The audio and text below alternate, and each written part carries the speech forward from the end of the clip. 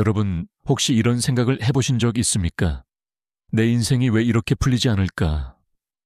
노력도 했고, 재능도 있다고 믿는데, 왜 사람들과의 관계에서 자꾸 막히는 걸까? 사실, 인생의 성패를 좌우하는 가장 큰 요소는 능력이나 돈보다 인간 관계입니다. 좋은 사람들과 함께하면 자연스럽게 기회가 열리고 우리가 성장할 수 있는 환경이 만들어집니다. 반대로 잘못된 사람들과 오래 어울리면 아무리 뛰어난 재능을 가진 사람도 결국 길을 잃게 됩니다. 세상에는 크게 두 종류의 사람이 있습니다. 하나는 우리의 삶을 풍요롭게 하는 사람, 또 하나는 우리의 기운과 시간을 빼앗아가는 사람.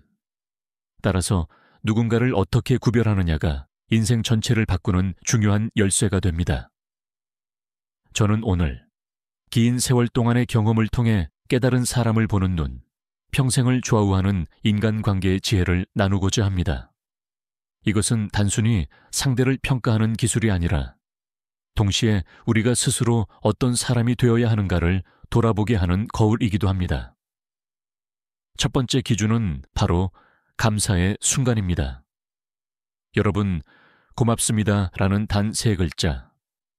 짧은 말이지만 이 속에는 그 사람의 마음가짐이 고스란히 드러납니다.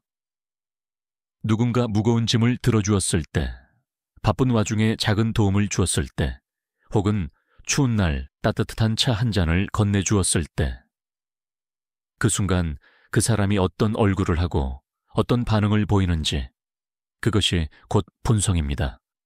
감사를 잊은 사람은 남의 친절을 당연하게 여기고 마치 그 정도는 해도 되는 거 아니냐는 태도로 받아들입니다.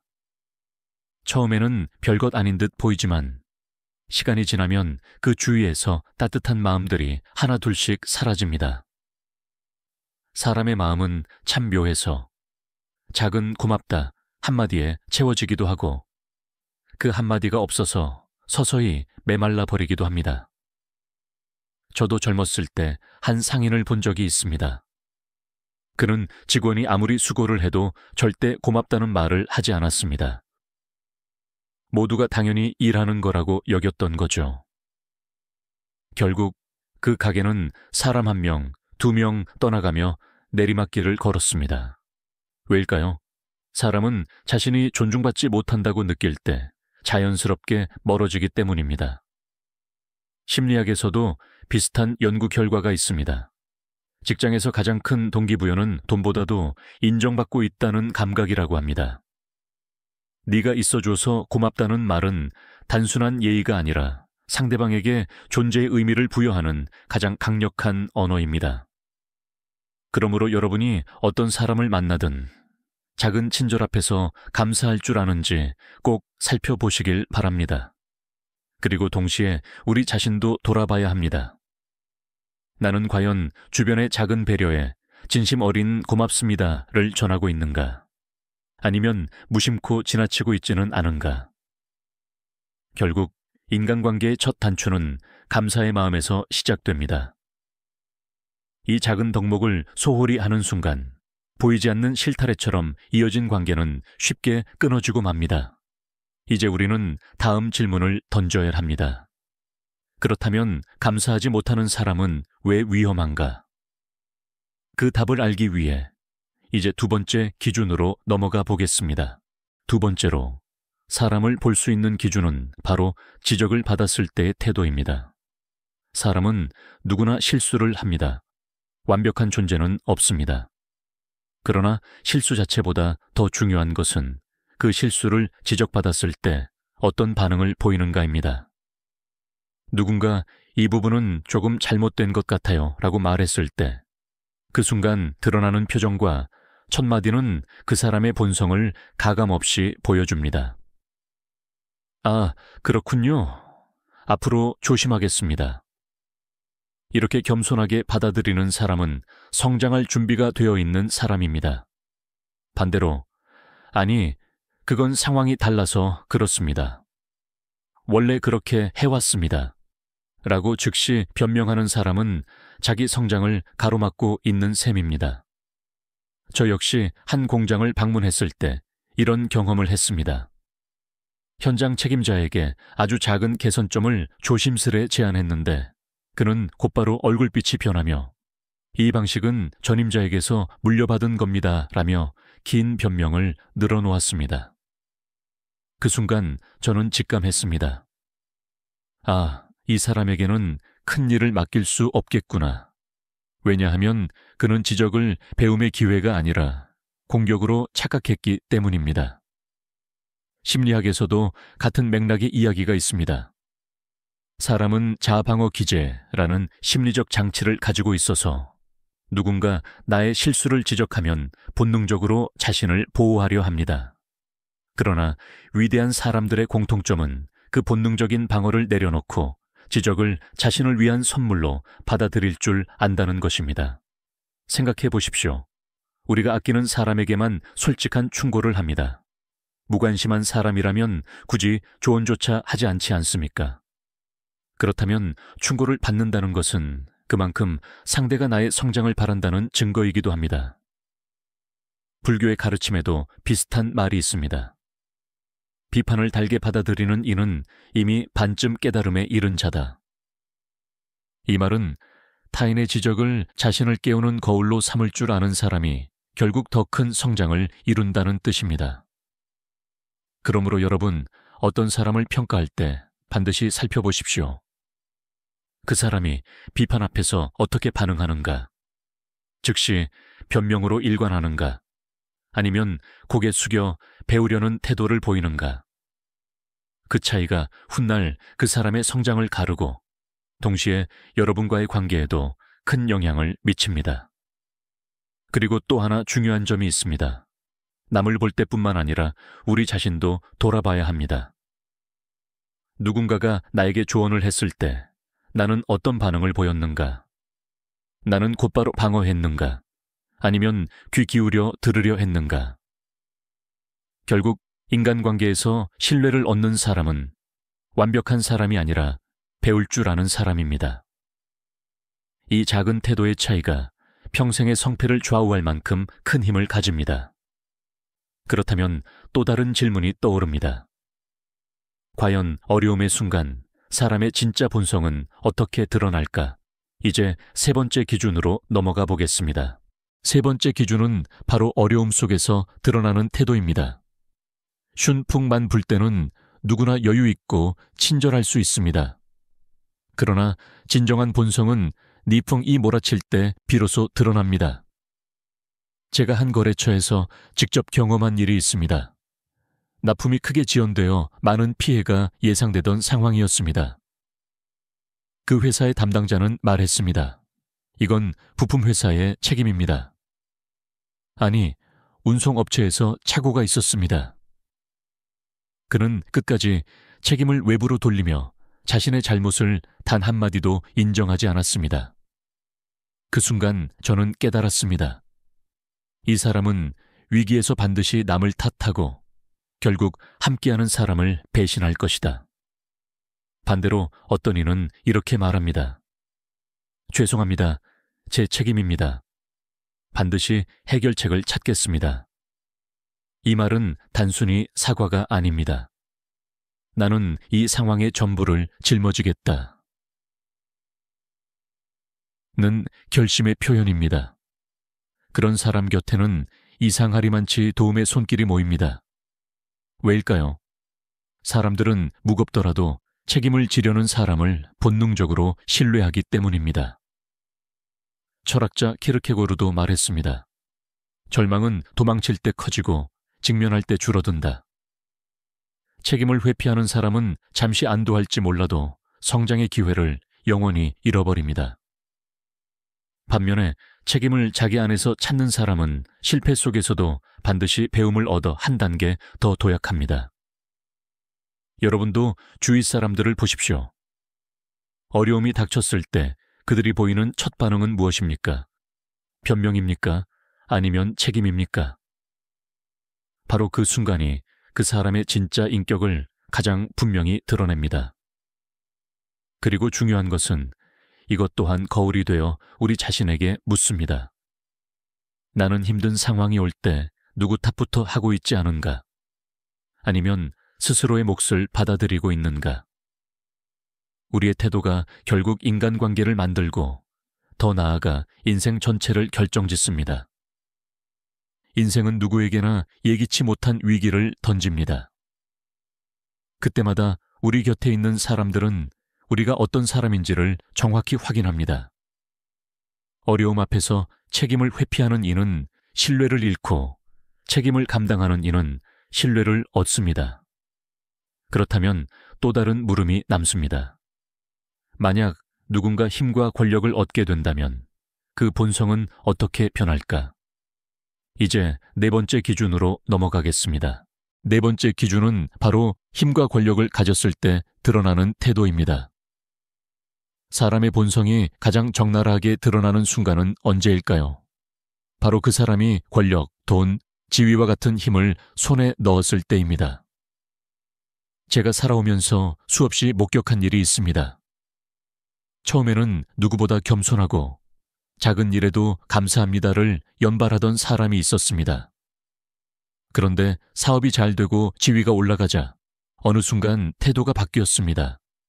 동료와 거래처를 대할 때 예전의 겸손은 사라지고 마치 자신이 더 높은 세계의 사람인 듯이 군림하기 시작했습니다. 이것은 힘이 그 사람을 바꾼 것이 아닙니다. 이미 마음속에 잠들어 있던 교만이 권력이라는 열쇠를 만나 깨어난 것일 뿐입니다. 여러분, 진정한 인격은 권력을 쥐었을 때 시험받습니다. 자신보다 약한 사람을 존중하는가, 아니면 무시하는가. 이 기준 하나만으로도 그 사람의 본성을 꿰뚫어 볼 수 있습니다. 역사 속에서도 같은 사례는 무수히 많습니다. 권력을 얻은 후 오만해져 결국 몰락한 지도자들, 반대로 끝까지 겸손을 잃지 않아 존경받은 인물들, 동양 철학에서는 덕이 없는 권력은 모래 위에 세운 성과 같다고 했습니다. 권력을 지탱하는 기초는 실력보다도 인격과 겸손이라는 뜻입니다.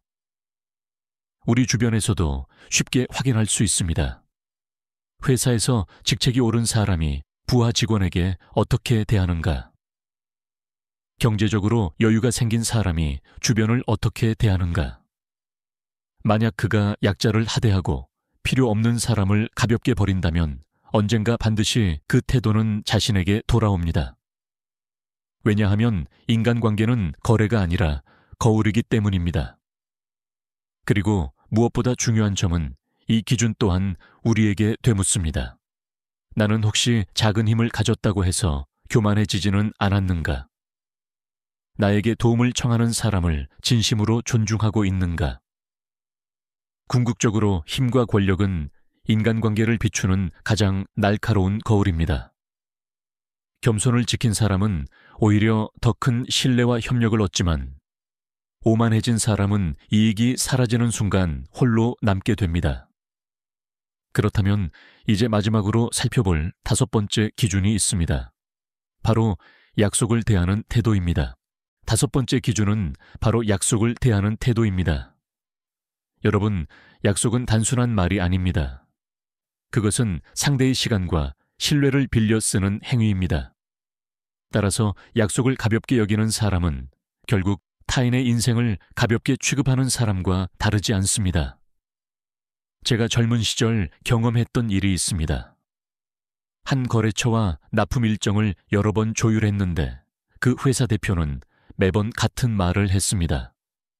이번만은 특별한 사정이 있었습니다. 다음에는 꼭 지키겠습니다. 하지만 결과는 늘 같았습니다. 납품은 늦었고 그로 인해 고객은 불편을 겪었으며 우리 회사의 신뢰마저 흔들렸습니다. 저는 그때 깨달았습니다. 이 사람에게 약속은 처음부터 지킬 의지가 없는 빈 껍데기일 뿐이구나. 반대로 사소한 약속이라도 반드시 지키는 사람을 본 적이 있습니다. 내일 점심에 연락드리겠습니다. 라고 하면 정말로 정시에 전화가 왔고, 자료를 전달드리겠습니다. 라고 하면 반드시 준비해 왔습니다. 작은 약속조차 무겁게 여기는 사람은 큰 일에서도 믿을 수 있습니다. 왜냐하면 그의 말은 단순한 소리가 아니라 책임이기 때문입니다. 철학자 칸트는 인간의 존엄성을 이렇게 정의했습니다. 사람은 자신이 한 말에 책임질 때 존엄하다. 약속을 가볍게 하는 사람은 사실 상대의 존엄뿐 아니라 자신의 존엄까지 스스로 깎아내리는 것입니다. 여러분도 잘 살펴보십시오. 누군가가 작은 약속 하나라도 소중히 지키는가, 아니면 대수롭지 않게 잊어버리는가. 이것만으로도 그 사람이 믿을 만한 사람인지 알 수 있습니다. 그리고 역시 중요한 것은 이 기준 또한 우리에게 돌아옵니다. 나는 내 입에서 나온 약속을 반드시 지키고 있는가? 상대의 신뢰를 소모품처럼 취급하고 있지는 않은가? 인간관계는 결국 신뢰라는 보이지 않는 다리 위에서만 유지됩니다. 그 다리를 무너뜨리는 가장 빠른 방법이 바로 약속을 저버리는 것입니다. 반대로 작은 약속 하나하나를 지켜나갈 때 그 다리는 더욱 단단해지고 오래 갑니다. 지금까지 우리는 5가지 기준을 통해 사람을 구별하는 법을 살펴보았습니다.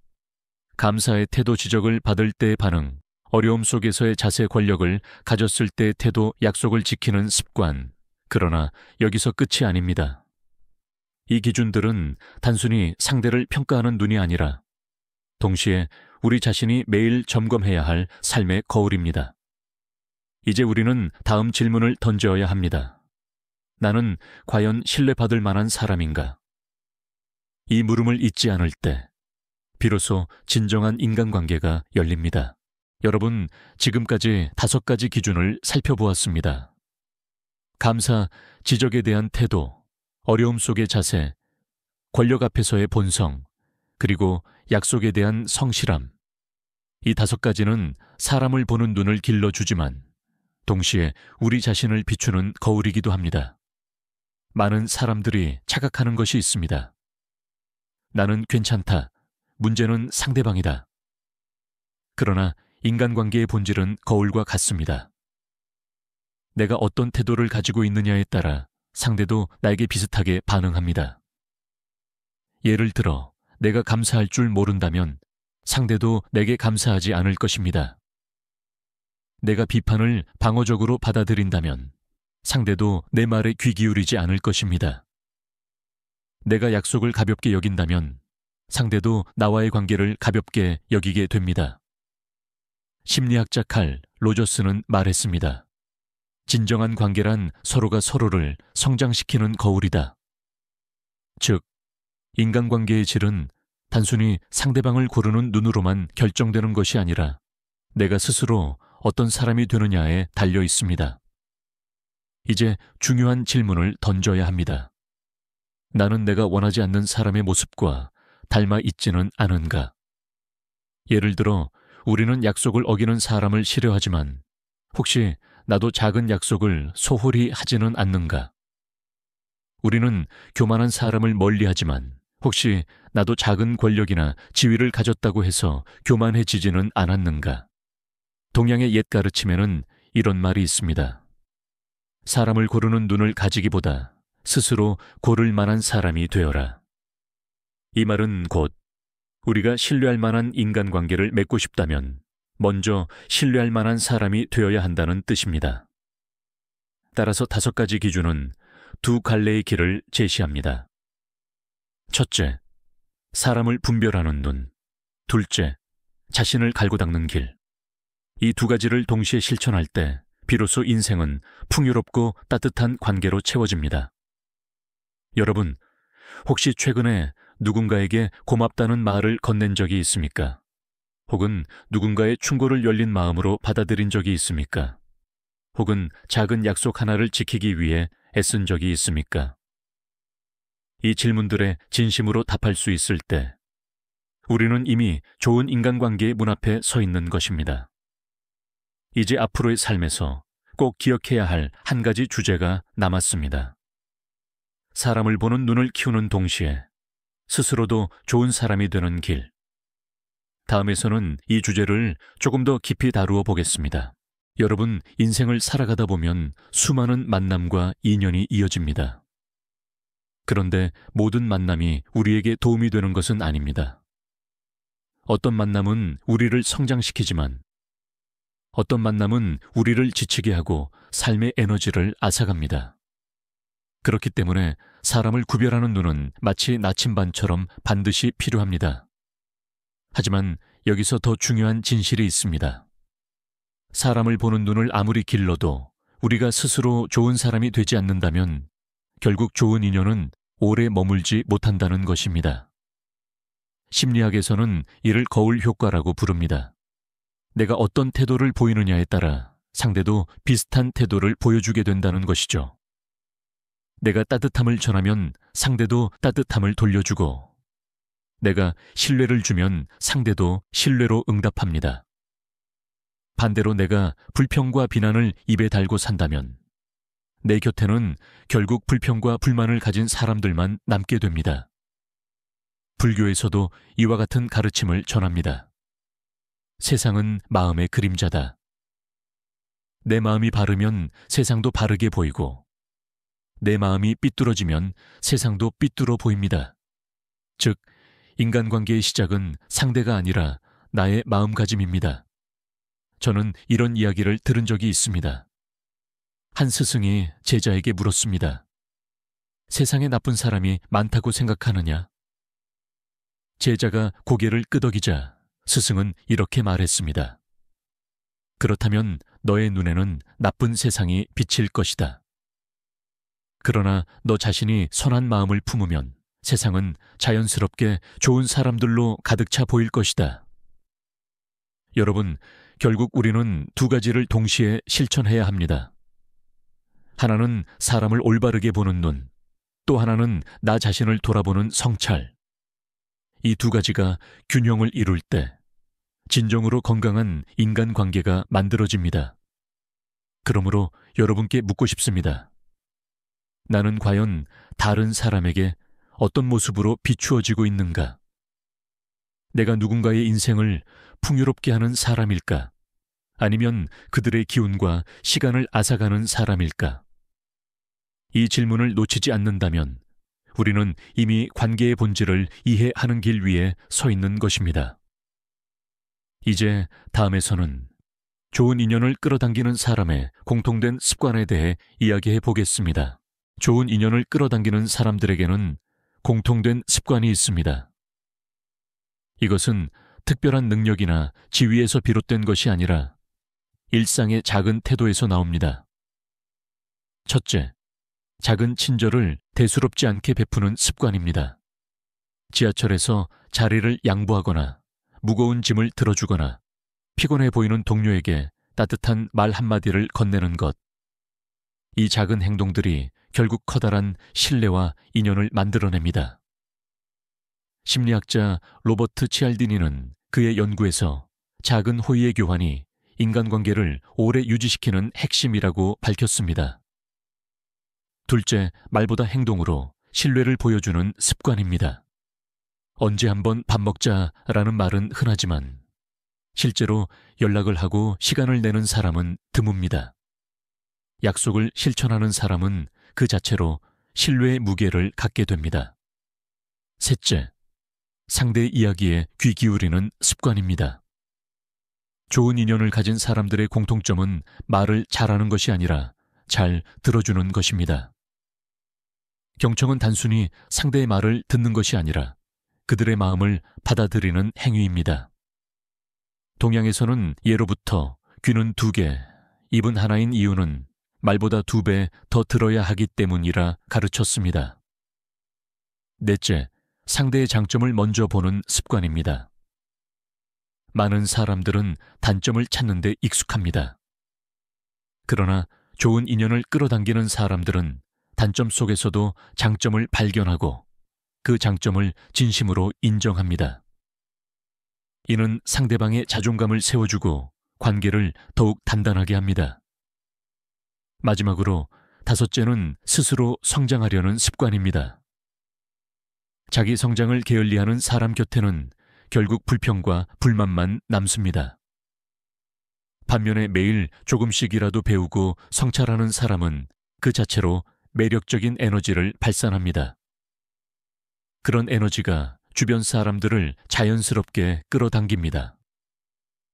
여러분, 여기서 중요한 점은 이 5가지 습관이 결코 거창하지 않다는 것입니다. 누구나 일상 속에서 조금씩 실천할 수 있는 것들이지만 그 힘은 생각보다 강력합니다. 작은 습관 하나가 삶을 바꾸고 관계를 바꾸며 결국 인생의 방향을 바꿉니다. 그렇다면 질문을 던져보겠습니다. 나는 지금 어떤 습관으로 내 곁의 사람들을 끌어당기고 있는가? 이 물음을 놓치지 않는다면 우리는 스스로 좋은 인연의 중심에 설 수 있습니다. 이제 다음에서는 나쁜 인연을 멀리하는 지혜에 대해 이야기해 보겠습니다. 좋은 인연을 끌어당기는 것도 중요하지만 나쁜 인연을 멀리하는 지혜 또한 그에 못지않게 중요합니다. 왜냐하면 인생의 에너지는 한정되어 있기 때문입니다. 잘못된 관계에 에너지를 소모하다 보면 정작 소중한 관계를 가꾸지 못하고 지쳐버리게 됩니다. 나쁜 인연에는 몇 가지 특징이 있습니다. 첫째, 끊임없이 불평과 부정적인 말만 하는 사람입니다. 이들은 상황이 좋아도 늘 부족하다 말하고 일이 잘 풀려도 금세 불만을 토로합니다. 심리학 연구에 따르면 부정적인 언어를 반복해서 듣는 것만으로도 우리의 뇌는 실제 스트레스 상황과 비슷한 반응을 보인다고 합니다. 결국 우리는 이유 없이 지치게 됩니다. 둘째, 책임을 회피하는 사람입니다. 문제가 생기면 언제나 내 탓이라고 말하고 자신은 늘 피해자라고 주장하는 사람. 이런 사람과 오래 지내면 결국 우리도 모르게 같은 패턴에 물들어갑니다. 셋째, 이익이 있을 때만 다가오는 사람입니다. 기분 좋을 때는 친근하게 다가오지만 우리가 힘들 때는 흔적도 없이 사라집니다. 이런 사람은 관계를 사람과 사람의 연결이 아니라 단순한 도구로 여깁니다. 넷째, 약속을 반복해서 어기는 사람입니다. 작은 약속조차 지키지 못한다면 큰일에서는 더 큰 배신을 할 가능성이 큽니다. 약속을 가볍게 여기는 태도는 결국 신뢰를 무너뜨리는 가장 빠른 길입니다. 이런 사람들을 완전히 피할 수는 없지만 최소한 거리를 유지하고 삶의 중심에서 멀리 두는 것이 필요합니다. 인간관계의 비밀은 때로는 누구와 가까이 하느냐보다도 누구와 거리를 두느냐에 달려 있습니다. 여러분, 중요한 것은 분별의 지혜입니다. 불교에서는 좋은 인연은 가까이 하고 나쁜 인연은 놓아주라 라고 가르칩니다. 그것은 미움이 아니라 지혜입니다.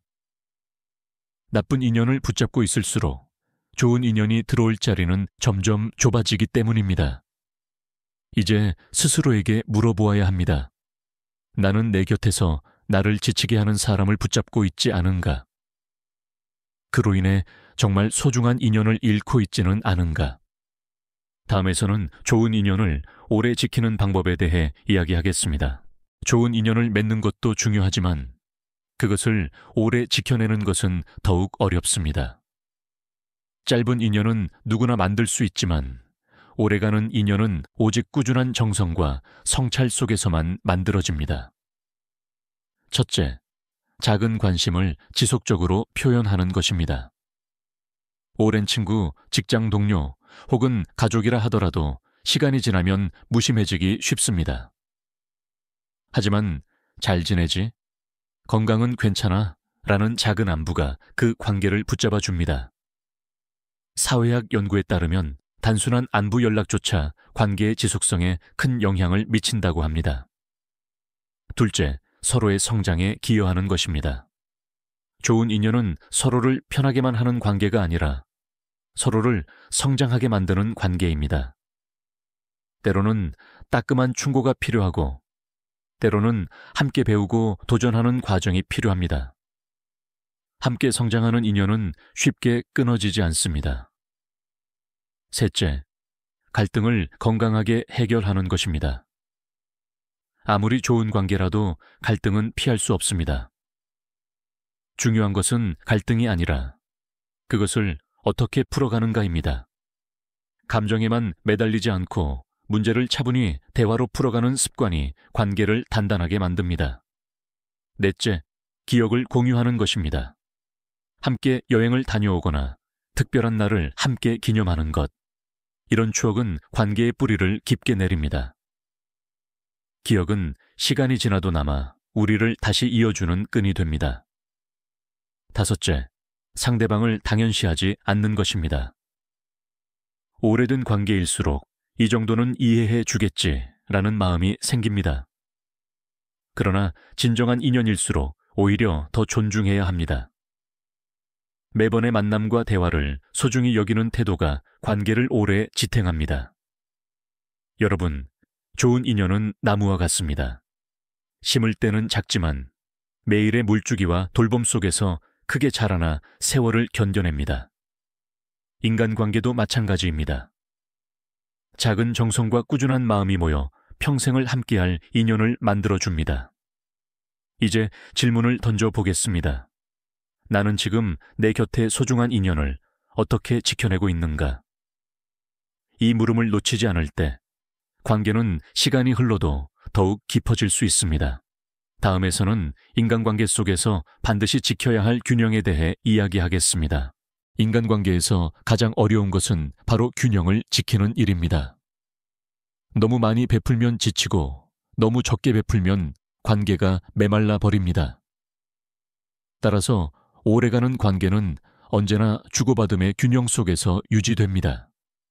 첫째, 주는 것과 받는 것의 균형입니다. 항상 주기만 하면 결국 마음속에 서운함이 쌓이고 항상 받기만 하면 상대방이 지쳐 떠나게 됩니다. 심리학에서는 이를 관계의 회계, Balance Sheet of Relationships 라 부릅니다. 눈에 보이지 않더라도 사람은 본능적으로 나는 이 관계에서 무엇을 주고 무엇을 받았는가를 계산하고 있다는 것입니다. 둘째, 가까움과 거리를 유지하는 균형입니다. 가까이 다가서야 친밀해지지만 지나치게 얽히면 오히려 부담이 됩니다. 일본 속담에도 좋은 담장이 좋은 이웃을 만든다라는 말이 있습니다. 적절한 거리감은 오히려 관계를 더 오래가게 하는 힘이 됩니다. 셋째, 진심과 배려의 균형입니다. 솔직하게 말하는 것이 중요하지만 그 솔직함이 상대를 상처 입히는 무기가 되어서는 안 됩니다. 반대로 배려만 하다가 정작 내 마음을 억누르면 관계는 불균형해지고 결국 무너집니다. 진심을 말하되 상대의 마음을 살피는 지혜가 필요합니다. 넷째, 자기 보호와 헌신의 균형입니다. 누군가를 위해 희생하는 것은 아름다운 일이지만 나 자신을 완전히 잃어버려서는 안 됩니다. 스스로를 지켜야만 건강한 관계가 가능하고 그래야만 오래 함께할 수 있습니다. 여러분, 인간관계에서 균형을 잃으면 결국 한쪽이 무너집니다. 무너진 관계는 다시 세우기 어렵습니다. 그러므로 균형을 지키려는 작은 성찰과 조율이 필요합니다. 불교에서는 이를 중도종다라고 부릅니다. 극단으로 치우치지 않고 한쪽에 매달리지 않는 길. 그것이 삶을 평화롭게 하고 관계를 오래도록 이어주는 비밀입니다. 이제 질문해 보십시오. 나는 지금 관계에서 균형을 지키고 있는가? 아니면 한쪽으로 치우쳐 누군가를 힘들게 하거나 스스로를 잃고 있지는 않은가? 이 물음을 놓치지 않는다면 인간관계는 더욱 단단하고 오래 지속될 것입니다. 다음에서는 신뢰를 쌓는 구체적인 방법에 대해 이야기하겠습니다. 신뢰는 인간관계의 토대이자 기초입니다. 아무리 오랜 인연이라 해도 신뢰가 무너지면 관계는 모래성처럼 쉽게 무너집니다. 반대로 처음 만난 사람이라도 신뢰가 쌓이면 짧은 시간 안에 깊은 유대가 형성됩니다. 그렇다면 신뢰는 어떻게 쌓이는가? 몇 가지 구체적인 방법이 있습니다. 첫째, 말과 행동이 일치하는 것입니다.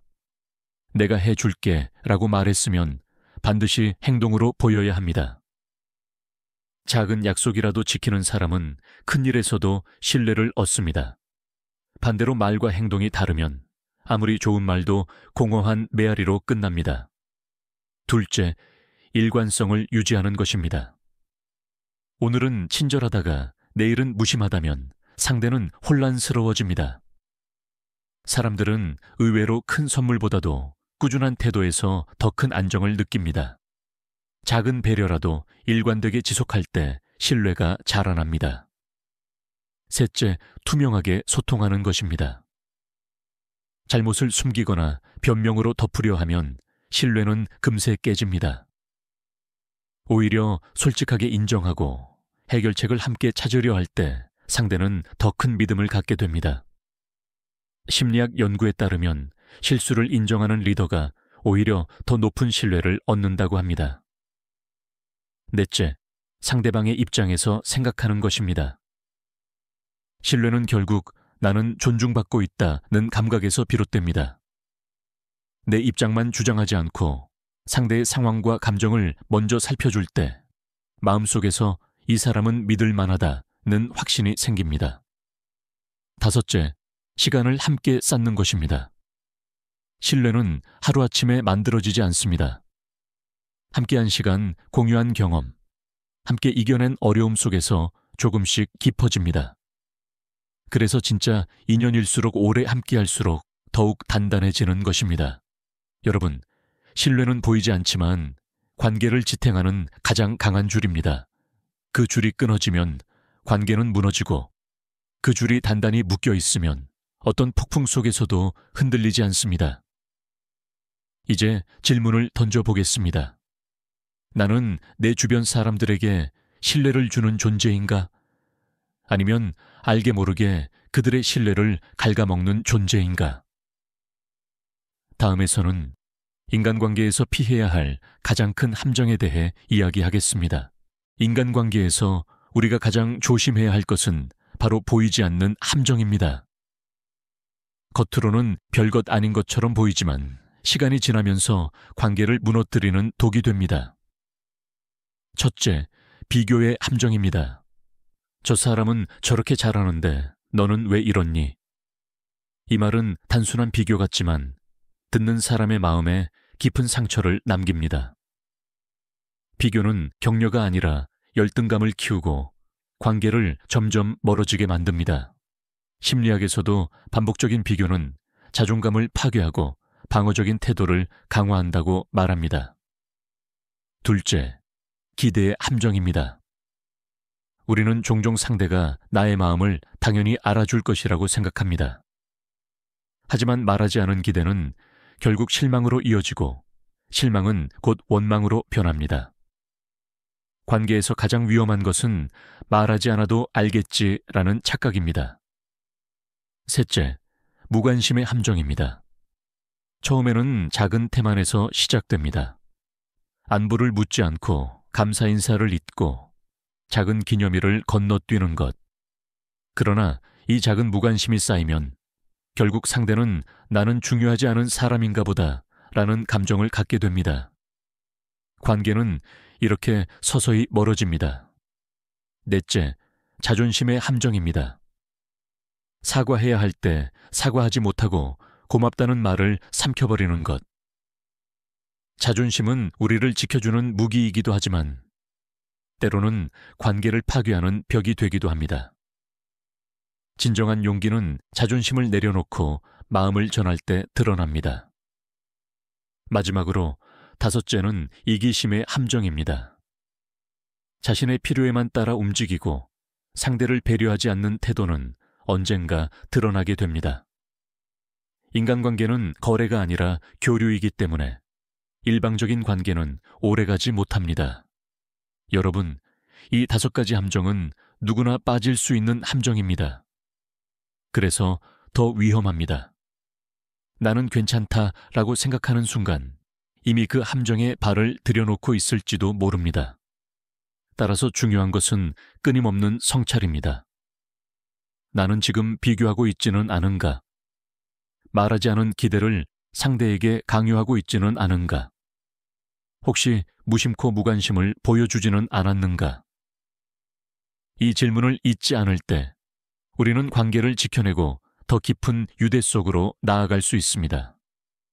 다음에서는 인간관계 속에서 꼭 기억해야 할 5가지 황금 법칙을 이야기하겠습니다. 인간관계에는 수많은 이론과 방법이 있지만 결국 본질은 단순합니다. 오늘은 그 중에서도 꼭 기억해야 할 5가지 황금 법칙을 나누고자 합니다. 첫째, 말보다 태도가 더 큰 힘을 가진다는 법칙입니다. 아무리 좋은 말을 해도 태도에서 진심이 느껴지지 않으면 상대는 마음을 열지 않습니다. 심리학자 알버트 메라비어는 인간의 소통에서 언어의 비중은 7%에 불과하고 표정톤, 태도 같은 비언어적 요소가 93%를 차지한다고 했습니다. 결국 말보다 마음에서 우러나오는 태도가 신뢰를 결정합니다. 둘째, 작은 것이 큰 것을 결정한다는 법칙입니다. 우리는 종종 큰 선물, 큰 약속을 중시하지만 사실 관계를 지탱하는 것은 일상의 작은 순간들입니다. 고맙습니다. 괜찮으세요? 라는 짧은 말, 자리를 양보하는 작은 행동이 쌓여 평생의 인연을 만듭니다. 셋째, 인간관계는 거울이다는 법칙입니다. 내가 비난을 하면 비난이 돌아오고 내가 존중을 하면 존중이 돌아옵니다. 결국 상대는 나의 마음을 비추는 거울일 뿐입니다. 그렇기에 상대를 바꾸려 하기 전에 나의 태도를 먼저 돌아봐야 합니다. 넷째, 시간이 곧 사랑이다는 법칙입니다. 관계에서 가장 확실한 증거는 말이 아니라 함께 보낸 시간입니다. 바쁘다는 이유로 시간을 내지 못하면 결국 관계는 서서히 멀어집니다. 반대로 짧은 시간이라도 마음을 담아 함께한다면 그 자체가 사랑의 증거가 됩니다. 다섯째, 떠날 줄 아는 용기도 필요하다는 법칙입니다. 아무리 애써도 우리를 끊임없이 소모시키는 관계가 있습니다. 그럴 때는 미련보다 지혜가 필요합니다. 붙잡고 있는 동안 소중한 인연이 들어올 자리를 잃기 때문입니다. 여러분, 이 5가지 황금 법칙은 특별한 기술이 아니라 삶의 태도입니다. 우리가 잊지 않고 실천할 때 인간관계는 더 이상 고민의 대상이 아니라 인생을 풍요롭게 하는 자산이 됩니다. 이제 질문해 보십시오. 나는 오늘 내 주변에 어떤 태도로 다가가고 있는가? 작은 순간들을 소중히 하고 있는가? 다음에서는 인간관계에서 마음의 평화를 지키는 방법에 대해 이야기하겠습니다. 인간관계는 삶을 풍요롭게 하지만 동시에 마음을 가장 크게 흔드는 요소이기도 합니다. 우리가 상처받는 대부분의 순간은 일보다도 사람과의 관계에서 비롯됩니다. 그렇다면 어떻게 하면 관계 속에서도 마음의 평화를 지킬 수 있을까요? 첫째, 모든 사람을 다 만족시킬 수는 없다는 사실을 받아들이는 것입니다. 누구나 나를 좋아하게 만들 수 없고 모든 관계를 완벽하게 유지할 수도 없습니다. 그 집착을 내려놓는 순간 마음은 훨씬 가벼워집니다. 둘째, 경계 바운더리를 세우는 것입니다. 상대의 요구를 무조건 다 들어주다 보면 결국 내 마음이 무너집니다. 여기까지는 괜찮지만 이 이상은 어렵습니다. 라는 건강한 경계는 오히려 관계를 명확하고 편안하게 만듭니다. 셋째, 상대의 말과 행동을 개인적으로 받아들이지 않는 것입니다. 심리학자 돈 미겔 루이즈는 그의 저서 4가지 약속에서 말합니다. 타인의 말과 행동은 그들의 세계에서 비롯된 것이지 당신의 본질을 정의하지 않는다. 상대의 무심한 말에 휘둘리지 않을 때 마음은 흔들림 없이 설 수 있습니다. 넷째, 감정을 즉시 쏟아내지 않고 잠시 멈추는 습관입니다. 화가 날 때 곧바로 말을 내뱉으면 후회가 따릅니다. 반대로 잠시 호흡을 가다듬고 마음을 정리한 뒤 말하면 관계도 지키고 내 마음도 편안해집니다. 다섯째, 스스로를 돌보는 것입니다. 휴식, 취미, 혼자만의 시간을 갖는 것은 이기심이 아니라 건강한 자기관리입니다. 내가 지쳐 있으면 어떤 관계도 온전히 유지할 수 없습니다. 내 마음이 평화로울 때 비로소 상대에게도 평화를 줄 수 있습니다. 여러분, 인간관계 속에서 마음의 평화를 지킨다는 것은 상대를 외면하는 것이 아닙니다. 오히려 스스로 무너지지 않음으로써 더 건강한 관계를 유지하는 지혜입니다. 이제 스스로에게 물어보십시오. 나는 지금 인간관계에 휘둘리고 있는가? 아니면 내 안의 평화를 지키고 있는가? 다음에서는 평생을 함께할 인연을 구별하는 방법에 대해 이야기하겠습니다. 평생을 함께할 인연을 구별하는 것은 인생에서 가장 중요한 과제 중 하나입니다. 왜냐하면 함께 걷는 사람에 따라 우리의 길도 전혀 다른 방향으로 흘러가기 때문입니다. 첫째, 함께 있을 때 에너지가 채워지는 사람입니다. 어떤 사람과 함께 있으면 이유 없이 지치고 또 어떤 사람과는 잠시 대화만 나눠도 마음이 가볍고 힘이 납니다. 이것은 단순한 기분이 아니라 무의식이 보내는 신호입니다. 에너지를 빼앗는 관계는 오래 갈수록 해롭고 에너지를 채워주는 관계는 시간이 갈수록 소중해집니다. 둘째, 나의 성장을 응원해주는 사람입니다. 진짜 인연은 내가 새로운 도전을 할 때 발목을 잡지 않습니다. 오히려 네가 할 수 있다며 등을 떠밀어 줍니다. 내가 성장할수록 불안해하는 사람은 결국 경쟁자로 남을 뿐이지만 내가 성장할수록 기뻐하는 사람은 평생의 동반자가 될 수 있습니다. 셋째, 어려울 때 곁에 남아있는 사람입니다. 잘 나갈 때는 누구나 곁에 머무를 수 있습니다. 그러나 실패했을 때, 병들었을 때, 모든 것을 잃었을 때 곁에 남아있는 사람은 손에 꼽힐 정도로 적습니다. 바로 그 소수의 사람이 평생 함께해야 할 진짜 인연입니다. 넷째, 작은 약속도 소중히 지키는 사람입니다. 앞서 말씀드린 대로 약속은 신뢰의 뿌리입니다. 밥 한 번 먹자라는 작은 말도 행동으로 옮기는 사람, 내일 연락드리겠습니다 라는 말에 반드시 응답하는 사람, 그런 사람이 결국 큰 신뢰를 쌓아가는 사람입니다. 다섯째, 나를 있는 그대로 존중하는 사람입니다. 조건이나 상황에 따라 태도가 달라지지 않고 나의 장점뿐 아니라 단점까지도 받아들여주는 사람. 이런 관계는 시간이 지나도 흔들리지 않습니다. 여러분, 인생은 결국 누구와 함께 걷느냐에 따라 빛이 되기도 그림자가 되기도 합니다. 그러므로 좋은 인연을 만나는 것만큼 평생의 인연을 알아보고 지키는 눈이 필요합니다. 이제 질문을 던져보겠습니다. 내 곁의 사람 중 평생 함께할 만한 진짜 인연은 누구인가? 그리고 나는 과연 누군가에게 그런 인연이 되고 있는가? 다음에서는 인간관계에서 반드시 지켜야 할 자기 원칙에 대해 이야기하겠습니다. 인간관계는 상대와의 조화 속에서 이루어지지만 동시에 자신만의 원칙을 지켜야 오래갈 수 있습니다. 원칙 없는 관계는 금세 흔들리고 결국 서로에게 상처만 남기기 때문입니다. 그렇다면 어떤 자기 원칙이 필요할까요? 첫째, 존중을 잃지 않는 원칙입니다. 아무리 가까운 사이라도 존중을 잃는 순간 관계는 무너집니다. 말투 하나, 표정 하나, 작은 행동 속에서 존중은 드러납니다. 존중은 거창한 것이 아니라 당신은 소중한 존재다라는 태도 그 자체입니다. 둘째, 솔직함을 유지하는 원칙입니다. 관계를 지키겠다는 이유로 거짓을 말하다 보면 언젠가는 그 거짓이 관계를 허물어뜨립니다. 솔직함은 때로는 불편함을 만들지만 장기적으로는 관계를 단단하게 묶는 힘이 됩니다. 셋째, 경계를 분명히 하는 원칙입니다. 내가 감당할 수 있는 것과 없는 것을 명확히 하지 않으면 결국 상대에게 휘둘리며 내 마음을 잃게 됩니다. 이건 도와줄 수 있지만 이것은 힘들다라고 말할 줄 아는 것이 건강한 관계의 출발점입니다. 넷째, 감정에 휘둘리지 않는 원칙입니다.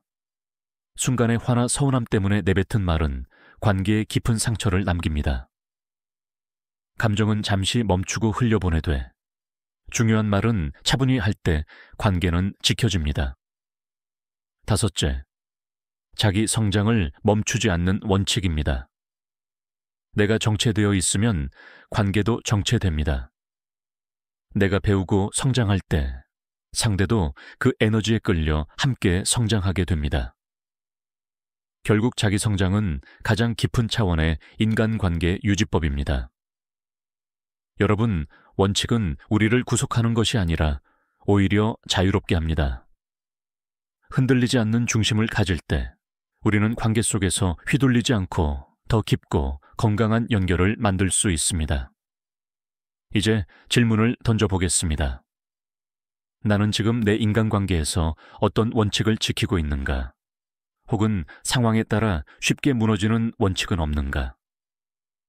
다음에서는 삶의 마지막까지 남는 인연의 본질에 대해 이야기하겠습니다. 인생의 마지막 순간을 떠올려 보십시오. 그때 우리 곁에 남아있는 사람은 누구일까요? 많은 지인, 비즈니스 파트너, 스쳐 지나간 인연들은 어느새 사라지고 결국 끝까지 곁에 남는 인연은 단 몇 사람뿐입니다. 첫째, 조건 없는 사랑을 주고받은 사람입니다. 부모와 자식, 배우자, 혹은 평생의 친구처럼 나의 성공과 실패, 강함과 약함을 모두 함께 경험해 준 사람. 이들은 나를 있는 그대로 받아들이고 어떤 상황에서도 곁을 지켜줍니다. 둘째, 함께 시간을 쌓아온 사람입니다. 함께한 추억이 많을수록 관계는 더 깊어집니다. 어려울 때 손을 잡아주고 즐거울 때 기쁨을 나눈 기억은 세월이 흘러도 사라지지 않습니다. 결국 마지막까지 우리 곁에 남는 인연은 돈이나 지위가 아닌 시간을 나눈 사람입니다. 셋째, 내 삶에 의미를 준 사람입니다. 가끔은 짧게 스쳐갔지만 내 삶의 방향을 바꿔준 사람이 있습니다. 한마디의 말, 작은 행동이 평생의 전환점이 되기도 합니다. 그런 인연은 설령 곁에 오래 머물지 않아도 마음속 깊이 남습니다. 넷째, 서로를 성장시켜준 사람입니다. 좋은 관계는 편안함만 주는 것이 아니라 성장의 걸음이 됩니다. 때로는 충고로, 때로는 본보기로 나를 더 나은 사람으로 만들어준 인연. 그들은 내 삶의 깊이에 흔적을 남기며 시간이 흘러도 잊히지 않습니다. 여러분, 인생의 마지막에 남는 인연은 숫자가 많지 않습니다. 그러므로 더 많은 관계를 맺으려 하기보다 진짜 인연 몇 사람을 깊이 가꾸는 것이 더 중요합니다. 철학자 아리스토텔레스도 말했습니다. 친구는 수가 아니라 질이다. 삶을 돌아볼 때 우리는 몇 명의 진짜 인연만으로도 충분히 행복할 수 있습니다. 이제 질문을 던져보겠습니다. 내가 지금 맺고 있는 인연 중 마지막까지 남을 사람은 누구인가? 그리고 나는 과연 누군가의 인생에 마지막까지 남을 수 있는 사람인가? 다음에서는 인간관계가 결국 우리 삶 전체를 결정짓는 이유를 이야기하겠습니다. 인생을 깊이 들여다보면 결국 한 가지 사실에 도달하게 됩니다. 우리를 성공으로 이끄는 것도, 좌절로 이끄는 것도, 행복하게 만드는 것도, 불행하게 만드는 것도 모두 인간관계라는 것입니다. 첫째, 인간관계는 우리의 성장을 결정합니다. 좋은 사람들과 함께 있으면 자연스럽게 시야가 넓어지고 새로운 기회를 접하게 됩니다. 그들과의 대화 속에서 배우고 그들의 태도에서 본받으며 나도 모르게 성장하게 됩니다. 반대로 부정적인 사람들과 오래 머물면 내 가능성은 서서히 닫히고 맙니다. 둘째, 인간관계는 우리의 마음을 결정합니다. 아무리 좋은 집과 물질을 가져도 옆에 있는 사람이 나를 힘들게 한다면 행복할 수 없습니다. 반대로 환경이 어려워도 곁에 따뜻한 사람이 있다면 삶은 충분히 견딜 만하고 때로는 기쁘기까지 합니다. 셋째, 인간관계는 우리의 선택을 결정합니다. 우리는 혼자가 아닙니다. 무언가를 결정할 때 주변의 말과 태도에 큰 영향을 받습니다. 긍정적인 관계는 용기를 북돋아 주지만 부정적인 관계는 두려움과 의심을 심어줍니다. 결국 어떤 사람과 함께 하느냐가 내 삶의 길을 바꾸는 것입니다. 넷째, 인간관계는 우리의 마지막 기억을 결정합니다. 삶의 마지막에 떠오르는 것은 돈이나 성취가 아니라 함께 웃고 울었던 사람들의 얼굴입니다. 결국 인간관계는 인생의 끝에서 남는 유일한 재산입니다. 여러분, 인생의 본질은 결국 사람입니다. 관계를 통해 성장하고 관계를 통해 위로받으며 관계를 통해 삶의 의미를 깨닫습니다. 그래서 인간관계는 단순한 사회적 기술이 아니라 곧 우리의 삶 그 자체라고 할 수 있습니다.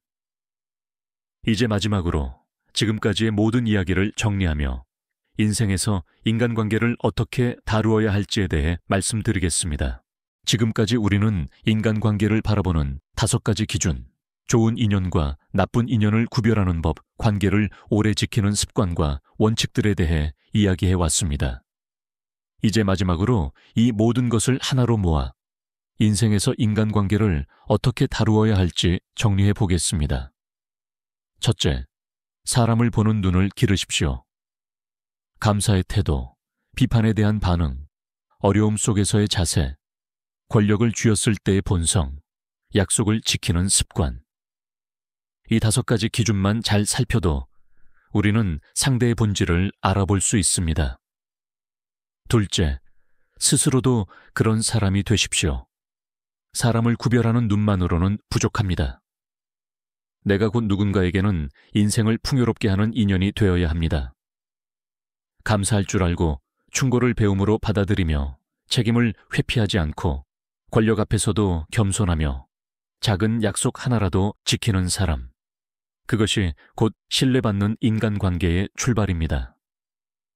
셋째, 좋은 인연을 지키고 나쁜 인연은 놓아주십시오. 붙잡아야 할 인연과 멀리해야 할 인연을 구별하는 것은 지혜입니다. 좋은 인연을 돌보고 나쁜 인연은 미련 없이 내려놓을 때 삶은 더 가벼워지고 풍요로워집니다.